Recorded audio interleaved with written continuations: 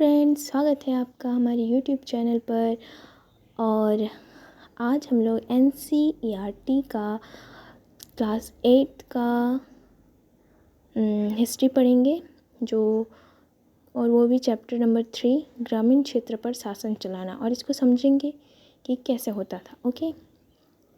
1765 में Robert Clive Mughal बादशाह से बिहार और उड़ीसा की दीवानी ग्रहण करते हुए। तो ये जो फिगर देख रहे हैं आप, रॉबर्ट क्लाइव है जो मुग़ल बादशाह से दीवानी ग्रहण कर रहे हैं। ओके। कंपनी दीवान बन गई। 12 अगस्त 1765 को मुग़ल बादशाह ने ईस्ट इंडिया कंपनी को बंगाल का दीवान तैनात किया। इस बात की पूरी संभावना है कि यह घटना मुट्ठी भर अंग्रेज़ों और हिंदुस्तानियों की मौजूदगी में रॉबर्ट क्लाइव के तंबू पर हुई होगी। घटी होगी, लेकिन ऊपर दिए गए चित्र में इस घटना को एक भव्य समारोह के रूप में दिखाया गया है।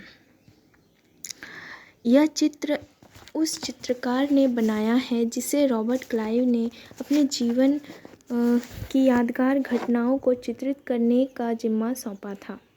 बंगाल की दीवानी हाथ आ जाना अंग्रेज़ों के लिए निश्चय ही एक बड़ी घटना थी।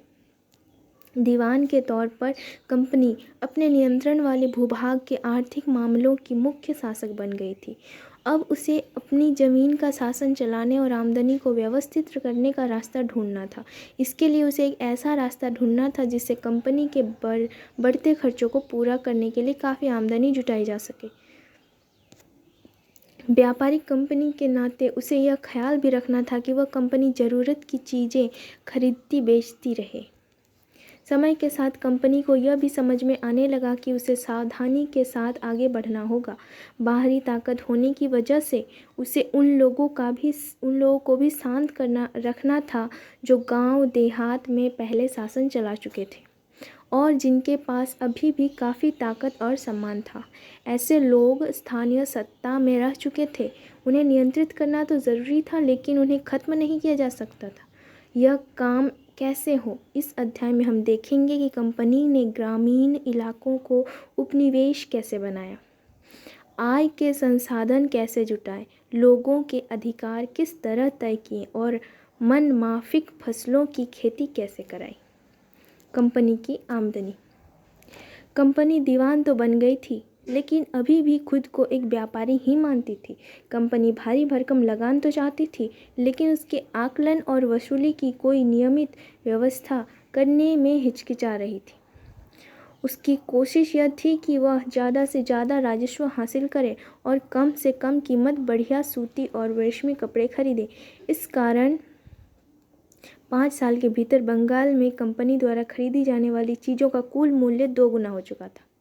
1865 में से पहले कंपनी ब्रिटेन से सोना और चांदी का आयात करती थी और इन चीज़ों के बदले सामान खरीदती थी। अब बंगाल में इकट्ठा होने वाले पैसे से ही निर्यात के लिए चीज़ें खरीदी जा सकती थी। जल्द ही यह जाहिर हो गया था कि बंगाल अर्थव्यवस्था के गहरे संकट में फंसती जा रही है। कारीगर गांव छोड़कर भाग रहे थे क्योंकि उन्हें बहुत कम कीमत पर अपनी चीज़ें कंपनी को जबरन बेचनी पड़ती थी। किसान अपना लगान नहीं चुका पा रहे थे, कारीगरों का उत्पादन गिर रहा था और खेती चौपट होने की दिशा में बढ़ रही थी। इसको पढ़ लेते। बंगाल स्थित मुर्शिदाबाद का एक साप्ताहिक हाट ग्रामीण इलाकों के किसान और कारीगर अपनी चीज़ें बेचने और ज़रूरत की चीज़ें खरीदने के लिए नियमित रूप से बाज़ारों में आते थे।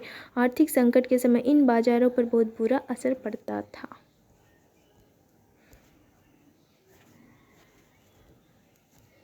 यह है सामूहिक हाट।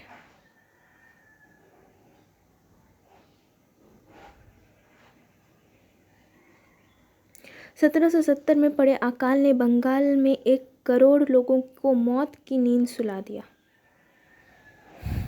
इस अकाल में लगभग 1/3 आबादी समाप्त हो गई। खेती में सुधार की ज़रूरत। अगर अर्थव्यवस्था संकट में थी तो कंपनी अपने राजस्व आय के बारे में आश्वस्त रह सकती थी।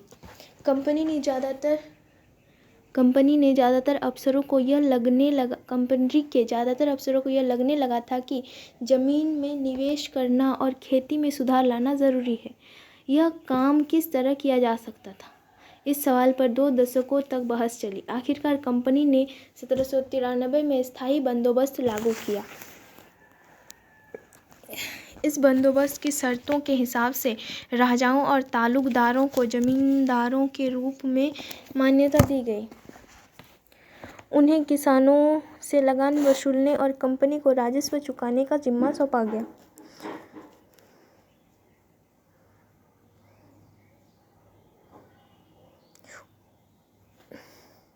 उनकी ओर से चुकाई जाने वाली राशि स्थायी रूप से तय कर दी गई थी।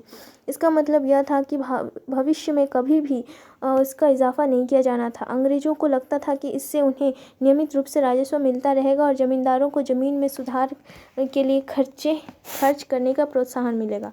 उन्हें लगता था कि क्योंकि राज्य की ओर से राजस्व की मांग बढ़ने वाली नहीं थी,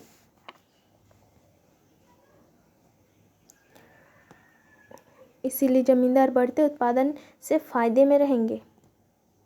समस्या: अगर स्थायी बंदोबस्त ने भी समस्या पैदा कर दी। कंपनी के अफसरों ने पाया कि अभी भी जमींदार ज़मीन में सुधार के लिए खर्च नहीं कर रहे थे। असल में कंपनी ने जो राजस्व तय किया था वह इतना ज़्यादा था कि उसको चुकाने में जमींदारों को भारी परेशानी हो रही थी। जो ज़मींदार राजस्व चुकाने में विफल हो जाता था उनकी ज़मींदारी छीन ली जाती थी। बहुत सारी जमींदारियों को अपनी बकायदा नीलाम कर चुकी थी। बहुत सारी जमींदारों को कंपनी बकायदा नीलाम कर चुकी थी। 19वीं सदी के पहले दशक तक हालात बदल चुके थे। बाजार में कीमतें बढ़ी और धीरे धीरे खेती का विस्तार होने लगा। इससे जमींदारों की आमदनी में तो सुधार आया, लेकिन कंपनी को कोई फ़ायदा नहीं हुआ, क्योंकि कंपनी तो हमेशा के लिए राजस्व तय कर चुकी थी। अब वह राजस्व में वृद्धि नहीं कर सकती थी। लेकिन जमींदारों को अभी भी ज़मीन की बेहतरी में कोई दिलचस्पी नहीं थी। उनमें से कुछ तो बंदोबस्त के शुरुआती सालों में ही अपनी ज़मीन गंवा चुके थे। जो बचे रह गए थे, अब उन्हें भी बिना परेशानी और निवेश का खतरा उठाए आमदनी की उम्मीद दिखाई दे रही थी। अब इन सबको पढ़ लेते हैं। चार्ल्स कॉर्नवालिस: जिस समय स्थायी बंदोबस्त लागू किया गया उस समय कॉर्नवालिस भारत का गवर्नर जनरल बना। बंगाल में रैयतों पर कोलब्रुक का कथन: बंगाल के बहुत सारे गांवों में कई ताकतवर रैयत खुद खेती नहीं करते थे। वे औरों को पट्टे पर ज़मीन दे देते थे और उनसे भारी लगान वसूल करते थे। 1860 में H.T. कोलब्रुक ने इन काश्तकारों की स्थिति इन शब्दों में बयान की थी: बटाई की भारी शर्तों और मवेशियों, बीज, आजीविका व कर्जों के बदले बेगारी से दबे ये काश्तकार खुद को कर्ज से कभी बाहर नहीं निकाल सकते। जब उन्हें जीने का भी पूरा नहीं मिलता तो ऐसे भयानक हालत में वे दिल लगाकर काम कैसे कर सकते हैं? ना ही उन्हें अपनी हालत सुधारने की कोई उम्मीद दिखाई देती। आपको ऐसा क्यों लगता है कि कोलब्रुक बंगाल के उप पट्टेदारों की स्थिति पर इतने चिंतित हैं? पिछले पन्नों को पढ़कर संभावित कारण बताइए। जब तक जमींदार किसानों को ज़मीन देकर उनसे लगान वसूल कर सकते थे, उन्हें ज़मीन में सुधार की परवाह नहीं थी। दूसरी तरफ गाँव में किसानों को यह व्यवस्था बहुत दमनकारी दिखाई दी। किसान को जो लगान चुकाना था वह बहुत ज़्यादा था और ज़मीन पर उसका अधिकार सुरक्षित नहीं था। लगान चुकाने के लिए अक्सर महाजन से कर्जा लेना पड़ता था। अगर वह लगान नहीं चुका पाता था तो उसे पुश्तैनी ज़मीन से बेदखल कर दिया जाता था। ब्रिटिश राजस्व दस्तावेजों में महल एक राजस्व इकाई थी या एक गांव या गांवों का एक समूह होती थी। एक नई व्यवस्था: 19वीं सदी की शुरुआत में ही कंपनी के बहुत सारे अधिकारियों को इस बात का यकीन हो चुका था कि राजस्व बंदोबस्त में दोबारा बदलाव लाना ज़रूरी है। कंपनी को शासन और व्यापार के अपने खर्चे चलाने के लिए और पैसे की ज़रूरत हो तो वह स्थायी रूप से राजस्व तय करके काम कैसे चला सकती है। बंगाल प्रेसिडेंसी के उत्तर पश्चिमी प्रांत, इसके इलाके का ज़्यादातर हिस्सा अब उत्तर प्रदेश में है। बंगाल प्रेसिडेंसी के उत्तर पश्चिमी प्रांतों के लिए हॉल्ट मैकेंजी नामक अंग्रेज ने एक नई व्यवस्था तैयार की, जिसे 1822 में लागू किया गया। मैकेंजी को विश्वास था कि उत्तर भारतीय समाज में गांव एक महत्वपूर्ण सामाजिक संस्था है और उसको बचाए रखना चाहिए। उसके आदेश पर कलेक्टरों ने गांव-गांव का दौरा किया, जमीन की जांच की, खेतों को मापा और विभिन्न समूहों के रीति रिवाजों को दर्ज किया। गांव के एक खेत के अनुमानित राजस्व को जोड़कर हर गांव या ग्राम समूह महाल से वसूल होने वाले राजस्व का हिसाब लगाया जाता था। इस राजस्व को स्थायी रूप से तय नहीं किया गया, बल्कि उसमें समय समय पर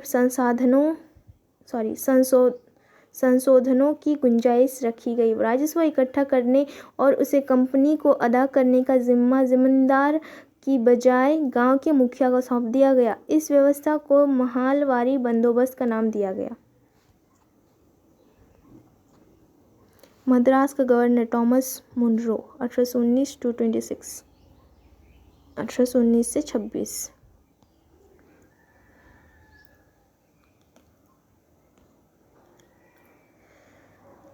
मुनरो व्यवस्था ब्रिटिश नियंत्रण वाले दक्षिण भारतीय इलाकों में भी स्थायी बंदोबस्त की जगह नई व्यवस्था अपनाने का प्रयास किया जाने लगा। वहाँ जो नई व्यवस्था विकसित हुई उसे रैयतवार या रैयतावारी के नाम दिया गया। कैप्टन अलेक्जेंडर रीड ने टीपू सुल्तान के साथ चले युद्धों के बाद कंपनियों द्वारा कब्जे में लिए गए कुछ इलाकों में इस व्यवस्था को आजमा कर भी देख लिया था। टॉमस मुनरो ने इस व्यवस्था को विकसित किया और धीरे धीरे पूरे दक्षिण भारत पर यही व्यवस्था लागू कर दी गई। रीड और मुनरो को लगता था कि दक्षिण में परंपरागत जमींदार नहीं थे, इसीलिए उनका तर्क यह था कि उन्हें सीधे किसानों से ही बंदोबस्त करना चाहिए, जो पीढ़ियों से जमीन पर खेती करते आ रहे थे। राजस्व आकलन के लिए उनके खेतों का सावधानीपूर्वक और अलग से सर्वेक्षण किया जाना चाहिए। मुनरो का मानना था कि अंग्रेजों को पिता की भांति किसानों की रक्षा करनी चाहिए। गतिविधि कल्पना कीजिए कि आप कंपनी के प्रतिनिधि की हैसियत से कंपनी शासन के अंतर्गत ग्रामीण इलाकों की दशा पर एक रिपोर्ट इंग्लैंड भेज रहे हैं। रिपोर्ट में क्या लिखेंगे? सब कुछ ठीक नहीं था। नई व्यवस्थाएं लागू होने के बाद महज कुछ साल के भीतर उनमें समस्याएं दिखाई देने लगी। जमीन से होने वाली आमदनी बढ़ाने के चक्कर में राजस्व अधिकारियों ने बहुत ज़्यादा राजस्व तय कर दिया था। किसान राजस्व चुका नहीं पा रहे थे, रैयत गांव से भाग रहे थे। बहुत सारे क्षेत्रों में गांव वीरान हो गए थे। आशावादी अफसरों को उम्मीद थी कि नई व्यवस्था किसानों को संपन्न उद्यमशील किसान बना देगी, लेकिन ऐसा हुआ नहीं। यूरोप के लिए फसलें। अंग्रेजों ने यह भी महसूस किया कि ग्रामीण इलाके न केवल राजस्व प्रदान कर सकते हैं, बल्कि वहाँ यूरोप की ज़रूरतों के हिसाब से सही फसलें भी पैदा की जा सकती है। 18वीं सदी के आखिर तक कंपनी ने अफीम और नील की खेती पर पूरा जोर लगा दिया था। इसके बाद लगभग 150 साल तक अंग्रेज देश के विभिन्न भागों में किसी न किसी फसल के लिए किसानों को मजबूर करते रहे।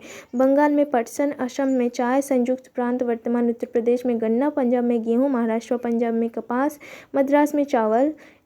यह कैसे किया गया? अंग्रेजों ने अपनी ज़रूरत की फसलों की खेती को फैलाने के लिए कई तरीके अपनाए। आइए इस तरह की एक फसल उत्पादन की ऐसी ही एक पद्धति को अच्छी तरह समझें। क्या रंग भी कोई इतिहास है? रंग का भी कोई इतिहास है?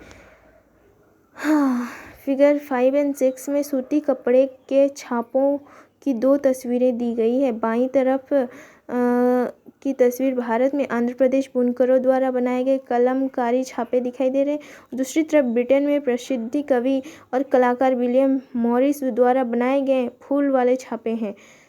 दोनों छापे में एक बात समान है, दोनों में ही गहरे नीले रंग का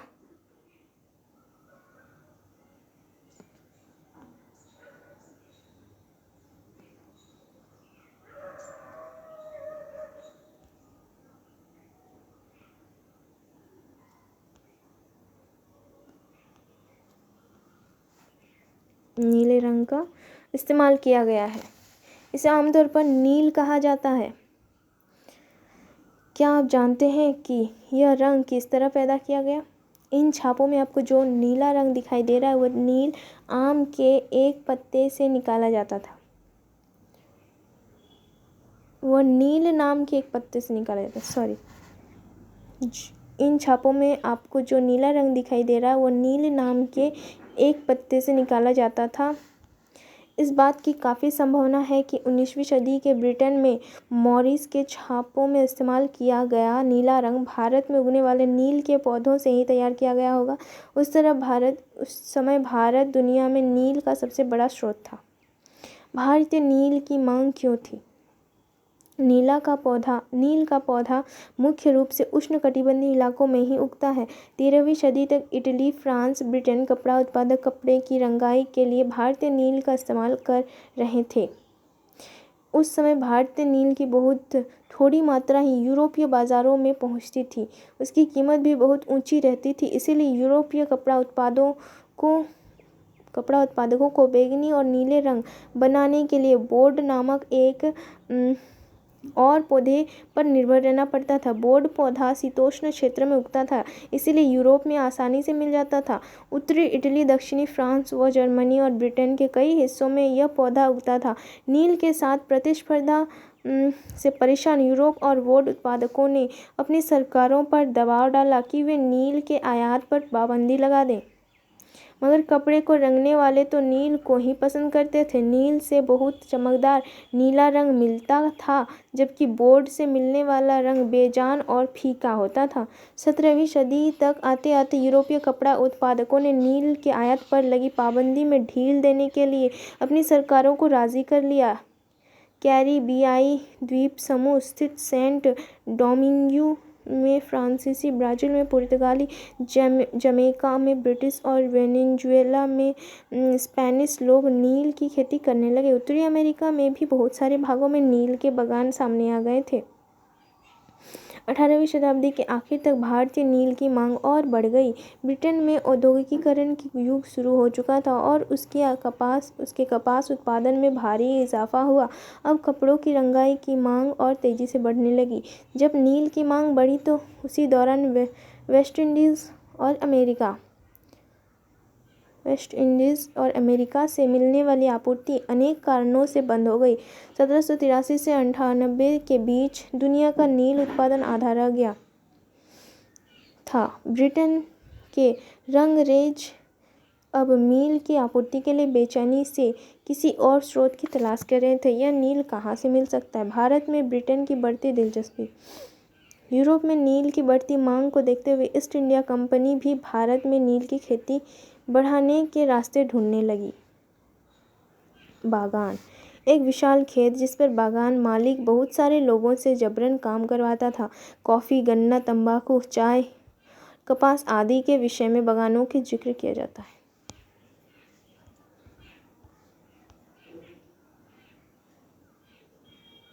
ये चित्र सेंट डोमिंगो में गुलामों की बगावत, अगस्त 1791, जनवरी स्कुहदोल्स्की का चित्र है। 18वीं सदी में फ्रांसीसी बागान मालिकों के कैरिबियाई द्वीप समूह में स्थित फ्रांसीसी उपनिवेश सेंट डोमिंगो में नील और चीनी का उत्पादन शुरू किया। इन बागानों में काम करने वाले अफ्रीकी गुलाम 1791 में बगावत कर उतर आए। उन्होंने बागान जला दिए और अपनी धनी मालिकों को मार डाला। 1792 में फ्रांस में अपने उपनिवेशों में दास प्रथा समाप्त कर दी। इन घटनाओं की वजह से कैरिबियाई द्वीपों में नील की खेती ठप हो गई। गुलाम ऐसा व्यक्ति जो किसी दास स्वामी की संपत्ति होता है। गुलाम के पास कोई आज़ादी नहीं होती, उसे अपने मालिक के लिए काम करना होता है। 18वीं सदी के आखिरी दशकों से ही बंगाल में नील की खेती तेजी से फैलने लगी थी। बंगाल में पैदा होने वाला नील दुनिया के बाज़ारों पर छा गया था। 1788 में ब्रिटेन द्वारा आयात किए गए नील में भारतीय नील का हिस्सा केवल 30% था।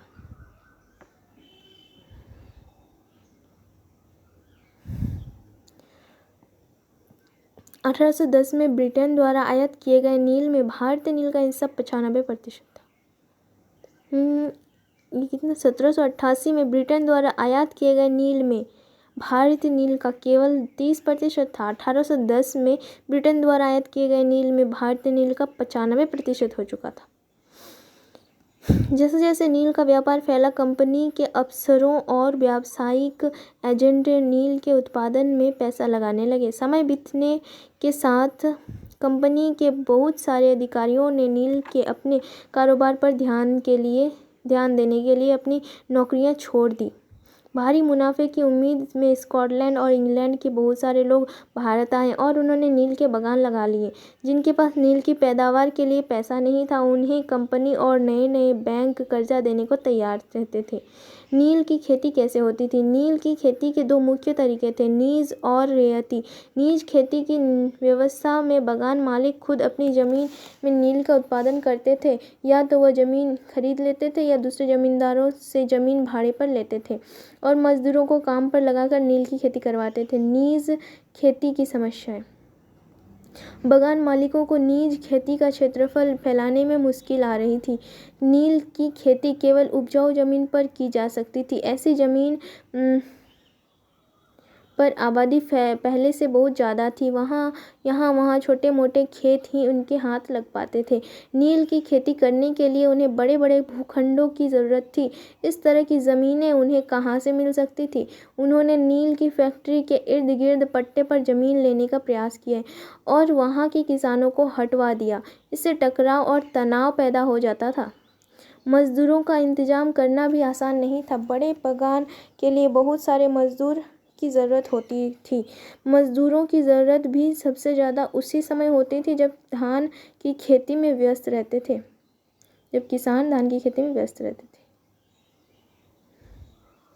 बड़े पैमाने पर नीज खेती के लिए बहुत सारे हल बैलों की भी ज़रूरत थी। 1 बीघा नील की खेती के लिए 2 हल चाहिए होते थे। इसका मतलब यह था कि अगर किसी बागान मालिक के पास 1000 बीघा ज़मीन है तो उसे 2000 हलों की ज़रूरत पड़ती।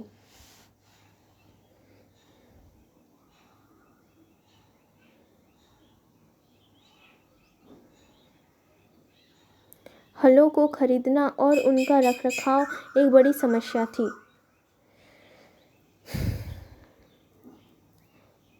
किसानों से भी हल नहीं मिल सकते थे। उन्हें अपने लिए ही इन चीज़ों की ज़रूरत होती थी। जिस समय नील उत्पादकों को ज़रूरत होती थी, उसी समय किसानों के हल बैल भी चावल के खेतों में व्यस्त रहते थे। 19वीं सदी के आखिर तक बागान मालिक नीज खेती का क्षेत्रफल फैलाने में हिचकिचाते थे। इस व्यवस्था के तहत नील की पैदावार वाली 25% से भी कम ज़मीन आती थी। बाकी ज़मीन रेयती व्यवस्था के अंतर्गत थी। रेतों की ज़मीन पर नील की खेती। बीघा क्या होता है समझते हैं। ज़मीन की एक माप होती है जो ब्रिटिश शासन से पहले बीघे का आकार अलग अलग होता था। बंगाल में अंग्रेज़ों ने इसका क्षेत्रफल करीब 1/3 एकड़ तय कर दिया था। रेयतों की ज़मीन पर नील की खेती। रेयती व्यवस्था के तहत बागान मालिक रेयतों के साथ एक अनुबंध सट्टा करते थे। कई बार वे गांव के मुखियाओं से भी रेयतों की तरफ से समझौता करने के लिए बाध्य कर देते थे। जो अनुबंध पर दस्तखत कर देते थे उन्हें नील उगाने के लिए कम ब्याज दर पर बागान मालिकों से नकद कर्जा मिल जाता था। कर्जा लेने वाले रेयत को अपनी कम से कम 25% ज़मीन पर नील की खेती करनी होती थी।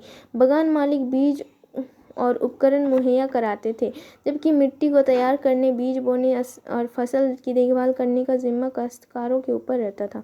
जब कटाई के बाद फसल बागान मालिक को सौंप दी जाती थी तो रेयत को नया कर्जा मिल जाता था। वही चक्र दोबारा।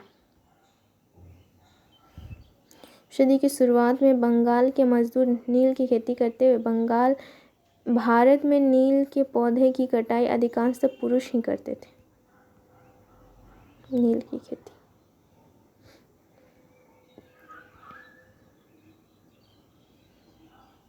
कटाई के बाद फसल बागान मालिकों को सौंप दी जाती थी तो रेयत को नया कर्जा मिल जाता था और वही चक्र दोबारा।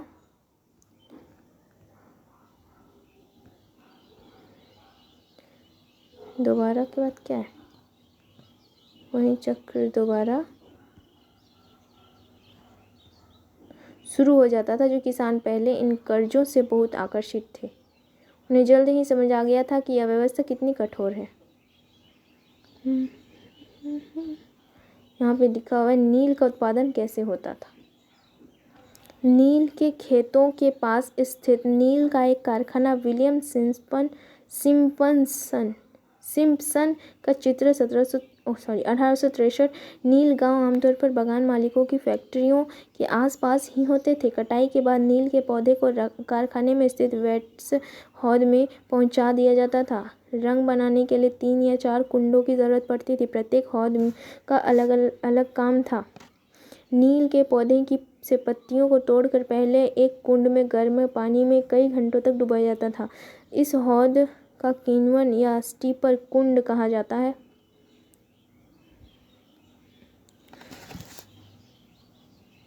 जब पौधे किण्वित हो जाते हैं तो द्रव्य में बुलबुले उठने लगते हैं। अब सड़ी हुई पत्तियों को निकाल दिया जाता था और द्रव्य को एक और हौद में छान लिया जाता था। दूसरे हौद पहले हौद से ठीक ऊंचे होते थे। दूसरा हौद इस घोल को लगातार हिलाया जाता था और पेडलों से खंगाला जाता था। जब यह द्रव्य हरा और उसके बाद नीला हो जाता था तो हौद में चूने का पानी डाला जाता था। धीरे धीरे नील की पपड़ियाँ नीचे जम जाती थीं और ऊपर साफ द्रव्य निकल आता था। द्रव्य को छानकर अलग कर लिया जाता था और नीचे जमी नील की गाद, नील की लुगदी को दूसरे कुंड, निथारण कुंड में डाल दिया जाता था। इसके बाद उसे निचोड़कर बिक्री के लिए सुखा दिया जाता था। के लिए नील तैयार। यहाँ आप उत्पादन की आखिरी व्यवस्था को देख सकते हैं। दबाकर चो में डाल दी गई नील की लुगदी को काटकर मजदूर उन पर मुहर लगा रहे हैं। पीछे वाले हिस्से में मजदूर इन टुकड़ों को सुखाने के लिए ले जा रहे हैं।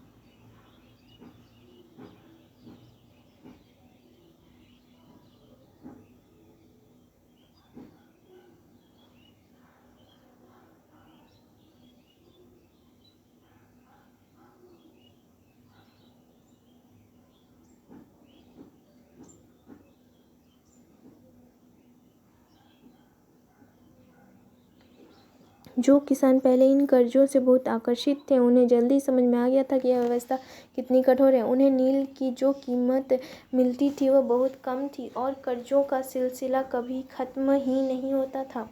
समस्याएं और भी थी। बागान मालिक चाहते थे कि किसान अपने सबसे बढ़िया खेतों में ही नील की खेती करें, लेकिन नील के साथ परेशानी यह थी कि जड़ें बहुत गहरी होती थी। सारी ताकत खींच लेती थी कि कटाई के बाद वहाँ धान की खेती नहीं की जा सकती थी। नील विद्रोह और उसके बाद 1859 में बंगाल के हजारों रैयतों ने नील की खेती से इनकार कर दिया। जैसे जैसे विद्रोह फैला, रैयतों ने बागान मालिकों को लगान चुकाने से भी इनकार कर दिया।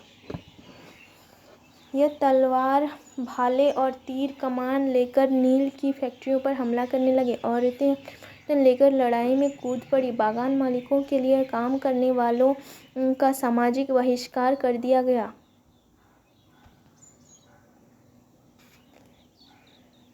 बागान मालिकों की तरफ से लगान वसूली के लिए आने वाले गुमाश्ता एजेंटों की पिटाई की गई।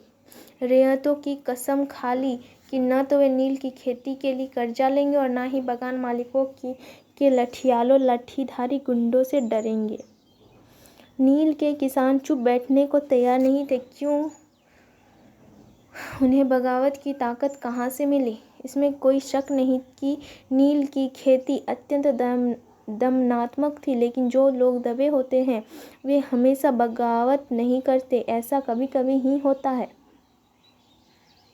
1859 में नील रैयतों को लगा कि बागान मालिकों के खिलाफ बगावत में उन्हें स्थानीय जमींदारों और मुखियाओं का भी समर्थन मिल सकता है।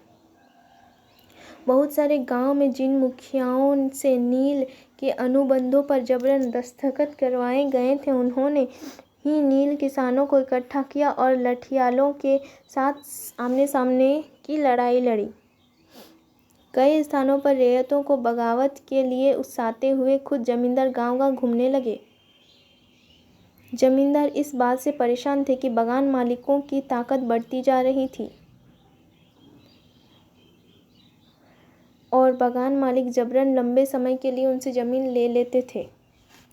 नील के किसानों को ये भी लग रहा था कि अंग्रेजी सरकार भी संघर्ष में उनका साथ देगी। 1857 की बगावत के बाद ब्रिटिश सरकार एक और व्यापक विद्रोह के खतरे से डरी हुई थी। जब नील की खेती वाले जिलों में एक और बगावत की खबर फैली तो लेफ्टिनेंट गवर्नर 1859 की सर्दियों के इलाके का दौरा किया। रैयतों को लगा कि सरकार उनकी दुर्दशा से परेशान है। बरसात में मजिस्ट्रेट एस्ले ईडन ने एक नोटिस जारी किया जिसमें कहा गया कि रैयतों को नील के अनुबंध मानने के लिए मजबूर नहीं किया जाएगा। इस नोटिस के आधार पर लोगों में यह खबर फैल गई कि रानी विक्टोरिया ने नील की खेती न करने का हुक्म दे दिया है। ईडन किसानों को शांत करने और विस्फोटक स्थितियों को नियंत्रित करने की कोशिश कर रहे थे। उसकी कार्रवाई को किसानों ने अपने विद्रोह का समर्थन मान लिया। जैसे जैसे विद्रोह फैला, कलकत्ता के पढ़े लिखे लोग भी नील जिलों की ओर चल पड़े। उन्होंने रैयतों की दुर्दशा, बागान मालिकों की जोर जबरदस्ती और अत्याचारी नील व्यवस्था के बारे में लिखा। इस बगावत से परेशान सरकार को बागान मालिकों की रक्षा के लिए सेना बुलानी पड़ी। नील उत्पादन व्यवस्था की जांच करने के लिए एक नील आयोग भी बना दिया गया।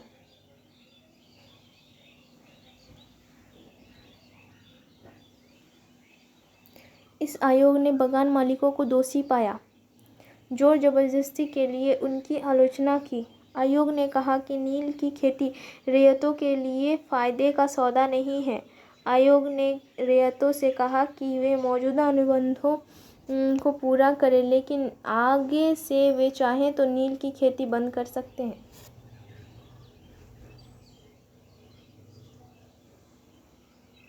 इस बगावत के बाद बागानों में नील का उत्पादन धराशायी हो गया। इसके बाद बागान मालिक बिहार पर ध्यान देने लगे। 19वीं सदी के आखिर में कृत्रिम रंगों का निर्माण होने लगा था। इससे उनका व्यवसाय भी बुरी तरह प्रभावित हुआ। फिर भी वो उत्पादन फैलाने में सफल रहे। जब महात्मा गांधी दक्षिण अफ्रीका से लौटे तो बिहार के एक किसान ने उन्हें चंपारण आकर नील किसानों की दुर्दशा को देखने का न्योता दिया। 1917 में महात्मा गांधी का यह दौरा नील बागान मालिकों के खिलाफ चंपारण आंदोलन की शुरुआत थी। भीख मांग लूंगा परंतु नील नहीं उगाऊंगा। चांदपुर थाना हरदी के एक नील काश्तकार हाजी मुल्ला से मंगलवार 5 जून 1860 को नील आयोग के सदस्यों ने बात की। हाजी मुल्ला ने कुछ सवालों के जवाब इस तरह दिए। W.S. सीटन का नील आयोग के अध्यक्ष: क्या अब तुम नील की खेती के लिए तैयार हो? अगर नहीं तो किस तरह शर्तों पर खेती करना चाहोगे? हाजी मुल्ला: मैं नील उगाने को तैयार नहीं हूँ। मुझे नहीं पता कि कोई भी नई शर्तें मुझे संतुष्ट कर सकती है। श्री शाली: क्या तुम ₹1 प्रति बंडल की कीमत पर भी खेती नहीं करना चाहते? हाजी मुल्ला: नहीं, मैं नहीं करूँगा। नील उगाने की बजाय मैं कहीं और चला जाऊँगा। भीख मांग लूँगा परंतु नील नहीं उगाऊँगा।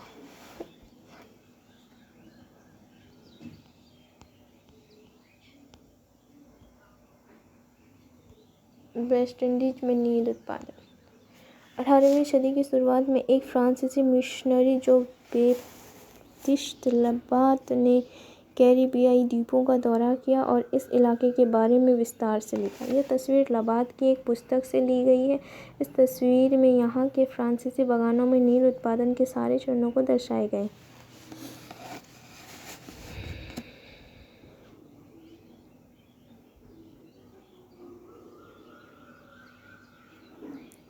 बाएं सिरे पर आप देख सकते हैं कि गुलाम मजदूर नील के पौधों को सेटलर वाट में डाल रहे हैं और एक मजदूर इस मशीन चरखी से घोल को घुमा रहे हैं। दाएं और दूसरा दो मजदूर नील की लुगदी को बोरों में भरकर सुखाने के लिए जा रहे हैं। अगले हिस्से में दो मजदूर नील की लुगदी को मिलाकर सांचे में डालने के लिए तैयार कर रहे हैं। तस्वीर के बीचों बीच बागान मालिक ऊंची जगह खड़े होकर सारे गुलामों पर नजर रख रहा है।